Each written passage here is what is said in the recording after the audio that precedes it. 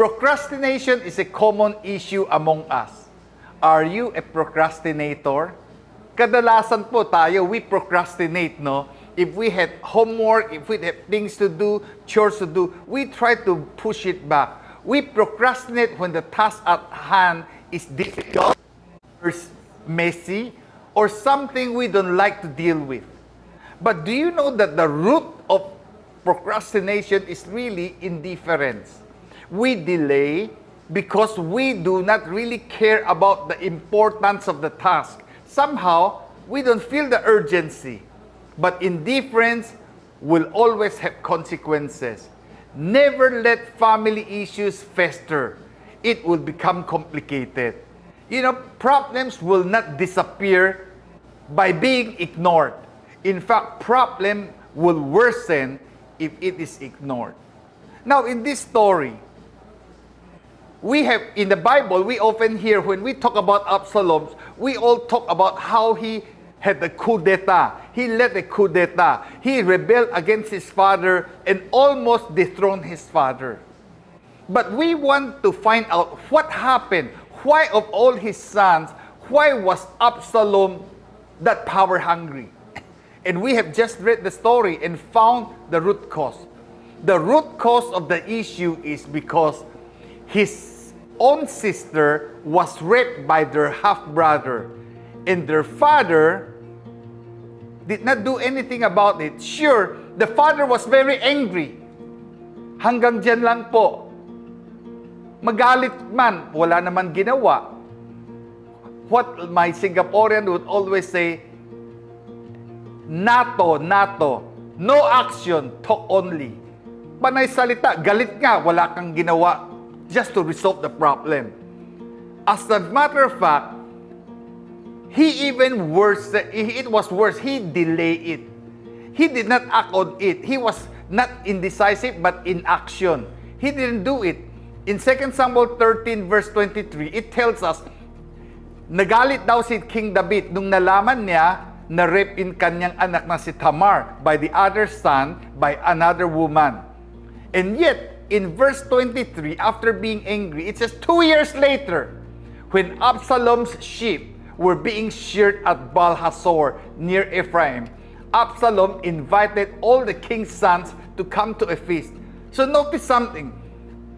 It happened for 2 years. And yet, 2 years after the incident, David did not do anything about it. Notice the story earlier. And we have an episode on favoritism. Apparently, David also had favoritism. Why? When Amnon was sick, ang daming anak ni David he would visit him. Nagdrama pa yung bata, di ba? Papuntahin mo dito yung kapatid ko, paborito kong sister. Palutuin mo. Sa dami ng alipin sa palasyo, yung kapatid pa niyang gusto niya. And the father was oblivious, was naive. He said, okay. So naging accessory to crime pa si David. Ginamit niyang sariling ama para utusan ang kanyang kapatid na pumunta sa kanya. And what happened? What happened was that she was raped. She was raped, and when the king found out, there were two issues here. One issue is, how could my son use me, the king? It was deceitful. The second issue was, you raped Tamar. It was supposed to be punishable by death. And he was very angry. Hanggang dyan lang. 2 years gone, walang nangyari. Everything back to normal. When Tamar was raped, the Bible did not mention that David went to see her and to comfort her. But when Amnon was sick, the Bible tells us that the father, David, went to check on him. And then not only that, after Absalom killed Amnon, David was very sad. In chapter 13, verse 38 of 2 Samuel, it says, and was very sad because Absalom fled. And he stayed there in Geshur for 3 years. So, 2 years after the rape of Tamar, he did not do anything.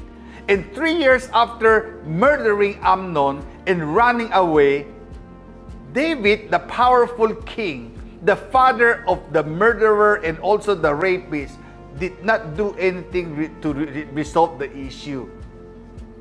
And in 2 Samuel chapter 14, verse 23, it says that, then Joab went to Geshur and brought Absalom back to Jerusalem. Because for 3 years, David did not arrest the son. And the son was restless, although the Bible says that David, na-miss niya yung anak niyang Absalom. So again, misplaced ang value niya. Instead of dealing with the problem of murdering his half-brother, he got sentimental and missed him. Instead of punishing Amnon for raping his half-sister, he was angry and that's it. There were series of delays and inaction. Why? Because David was indifferent. Ayaw niyang itackle yung mga messy issue. Tulad po ng mga magulang, lalo na mga tatay. I'm a father, I know that. Karamihan po tayo mga ama, kapag may mga issue na medyo sticky issue, messy issue, we don't like to handle that. We don't like to stir up the hornet's nest. Many times we'll say, hayaan mo na, malilipas din yun. Lipas din yun. Ganun talaga ang kabataan ngayon. Actually, malaki na sila eh. Bahala na sila sa buhay nila. Nagampanan ko na ang tungkulin ko at pinalaki ko na sila, pinagraduate ko na sila, tapos na ako.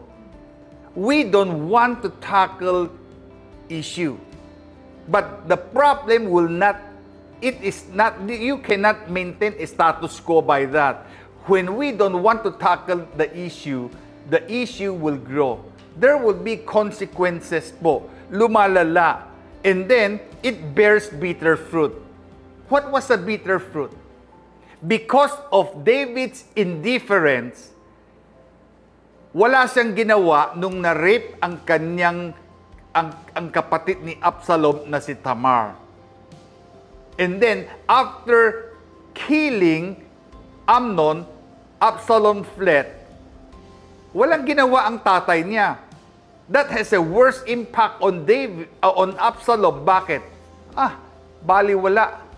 Hindi man lang niya ako hinabol. Hindi man lang niya ako hinuli. Parang ganun lang. Parang hindi niya ako kilala. That's why he later on, he keep telling Joab, hey, buti na lang, patay na lang ko ng tatay ko. Bakit? He could not stand that, being ignored by his father. It was a feeling of rejection. And finally, Joab was able to reconcile them.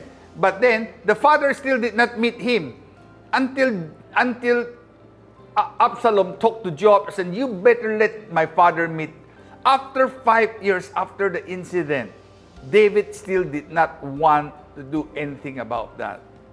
And then, of course, that was a bitter seed planted in the heart of Absalom. Masama ang loob niya. And that was the seed that caused him to start thinking about rebelling against his own father. Which happened. And he almost dethroned his father. In 2 Samuel chapter 16, verses 20 to 22. This is the story after Absalom successfully pushed David out of Jerusalem and seized Jerusalem. Then Absalom turned to his advisor Ahithophel and asked him, what should I do next? Ahithophel told him, go and sleep with your father's concubines, for he has left them here to look after the palace. Yung mga paboritong kabit ni David, yung pinagtiwalaan sa kanila ang palasyo. then all Israel will know that you have insulted your father beyond hope of reconciliation, and they will throw their support to you. Verse 22, and they set up a tent in the palace roof where everyone could see it, and Absalom went in and had sex with his father's concubines. Now, why would he do that? Why would he rape his father's concubine on the rooftop? Para makita, para marinig ng buong bayan. Ano bang pakay niya? Because David did not act on the rape incident of Tamar. Tamar lived her life in disgrace, hurting, and her life totally destroyed. And David did not even bother to lift a finger to deal with that. Nagalit lang siya. Nalipas din yun, nawala din yung galit after 2 years. It was just an emotional decision. But there was no resolution. And so now, Absalom said, you disgraced my sister, I will disgrace you. Now, I'm going in front, in the eyes, within the hearing distance of all Israel, I shall have sex or rape your own concubines. Concubines ng kanyang tatay, parang mga auntie niya, parang mga stepmothers niya. But he did that again to let David taste disgrace. That is the bitter fruit. Mga kaibigan, mga kapatid, mga kapwang ama, kung minsan po sa pamilya po natin, may mga suliranin na napakalaki at medyo inconvenient, messy po itakil. But you know, the only way to solve a problem is to solve it. To face it, handle it head on, so that it will be resolved. Avoiding a problem, in denial tayo, hindi po nawawala ang problema. Lumalala po. Tingnan niyo po, ang unang nangyari, ni-rape ni Amnon ang sister niya. May isang culprit at isang victim. At dahil walang ginawa si David, actually dalawang victim kasi si David nagamit eh. At dahil walang ginawa ang ama, pinatay ni Absalom si Amnon. So, dalawa na ang culprit at dadagdagan pa ang isang biktima na si Amnon kasi napatay. And not only that, that did not end there. Lumala po ang sitwasyon because a seed of bitterness and hatred was planted in the heart and it bore a bitter fruit. That was the fruit of rebellion. The fruit of rebellion, the fruit of trying to let his own father taste the disgrace that he allowed his sister to taste. My friends, this happened to David. But this is not just David's problem. We are often in a situation wherein we are faced with some issues, maybe inconvenient, maybe messy, maybe medyo embarrassing. But there's no shortcut to that. The only way to solve it is to face it and solve it. Hannah, Rome, Brother Mel, do you have anything to add or any reaction to this? Well, talking about this indifference, I have experienced indifference. I was in a BPO company and I myself experienced it na I was neglecting it because people, makikisama ka eh. So, nung nakikisama ako, I noticed already kung ano yung mali. But I chose not to, hindi ko siya pinansin because gusto kong makisama, blend with them because I was new. However, siguro mga 9 months to a year already, I draw the line when nakita kong hindi na tama yung ginagawa nila sa loob. They had families outside, but they were doing something inside the office. And yun yung parang sabi sa akin ni Lord na the standard living of life versus the quality of life. And in that BPO also, parang sa kanila, when I mention going to church or spending time with family or thinking about your mental health, parang sa kanila wala. It's head-to-head on na parang wala silang life. So I chose the quality of life versus the standard living of life. And I realized that when I resigned. And na-set free ko yung sarili ko from these people na parang I was tolerating them at first. But God knew that I had to experience that. And I had to wrestle at the very least, but I know that God was with me through it all. He had to bring me out of it. And I am very grateful that the Lord has been with me through it. And now I know not to be indifferent or dapat pala Huwag mo nang patagalin ng 9 months. yes. Yun, pinatagal ko siya ng 9 months, pero the Lord has been very gracious. I'm sure those 9 months must be difficult to you. Yes, it was very difficult to me.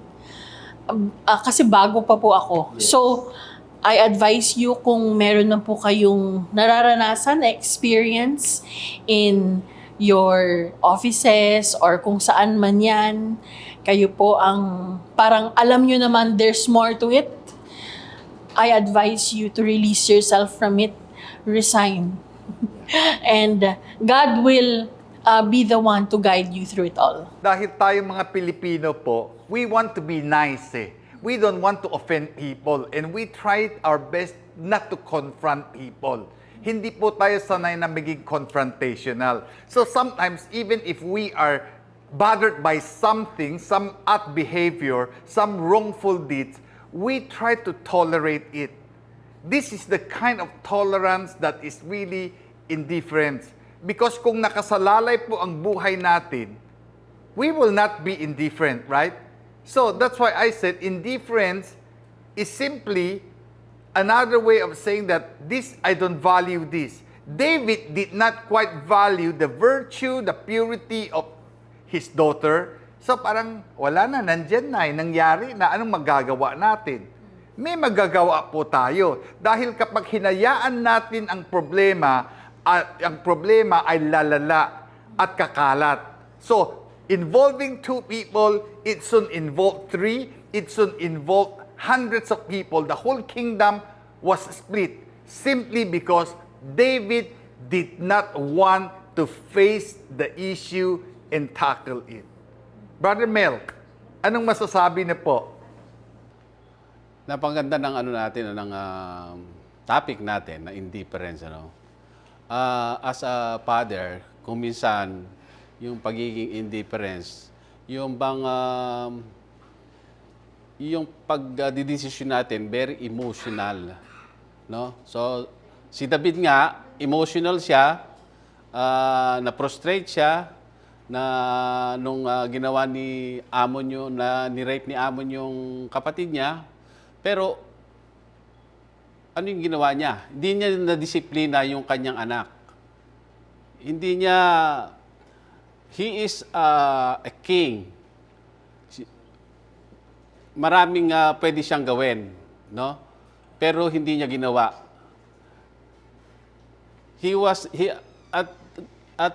Nakita ko dito yung kilala naman natin si David, ano? He is a warrior, he is a giant killer. Pero pagdating sa pamilya niya, napakaano siya, naging soft father siya, naging indifferent siya. hindi niya na-train ng maganda siguro yung ano niya, yung anak niya. Kasi pagka sundalo ka, hindi mo daw pwedeng hindi mo pwedeng pagsabayin na maging maganda kang father o magaling kang sundalo. Baka yun yung ni David, ano? So, dito, no? Kailangan pagka halimbawa may problema na sa pamilya natin, harapin natin kaagad. Huwag nating patagalin. Kasi kung minsan ayaw nating harapin, siguro kung financial yan, wala tayong kapasidad na bayaran. Pero yun yung nagiging problema, di ba? And then, kung minsan, gusto nating bayaran pero mangungutang tayo. So, another problem na naman yan. No? So, Go ahead. yun yung mga issue. Ako, naranasan ko na, yung, halimbawa, merong bill kami sa, halimbawa, sa Meralco. Ano? Kailangan kasi, bayaran mo kaagad yan eh. Pagka hindi mo binayaran yan, mas malaking problema pagka naputulan ka. Babayaran mo rin naman eh. Pag naputulan ka eh. Di ba? Ano lang, pag halimbawa yung mga bills natin, naranasan ko na rin yung meron kaming yung sa condo, meron kang ang tawag dito, yung association due, no? May pera ka naman, pero ayaw mo lang magbayad. Ngayon, after a month, after 3 months, saka gusto mo magbayad, yung bill mo, 3 months ago, iba na ngayon yung kasi may penalty na eh. May percentage na So, mas malaki pang problema. So, ito yung nakita ko kay David. Ayaw niyang i-deal. Ayaw niyang i-rock yung boat, nung family niya. So, ang naging problema, lumala ng lumala. So, ang naging bunga nito, naging dysfunctional yung family niya. Yeah. Parang when we are, lalo na mga young parents, when you are, when your children are growing up, at may napansin kayo medyo hindi magandang habit, sometimes we procrastinate, we delay in correcting that, hoping that mawawala rin yun. But most of the time, it grows worse. It becomes more serious. Why? Because you just don't want to be too strict, But if you really value the future of your children, you will nip it in the bud. You will say, anak, mahal kita. Mahalaga sa akin yung kinabukasan mo. I would rather deal with you, make you cry, make you sad, disappoint you now, kaysa lumala to at magiging masamang ugali.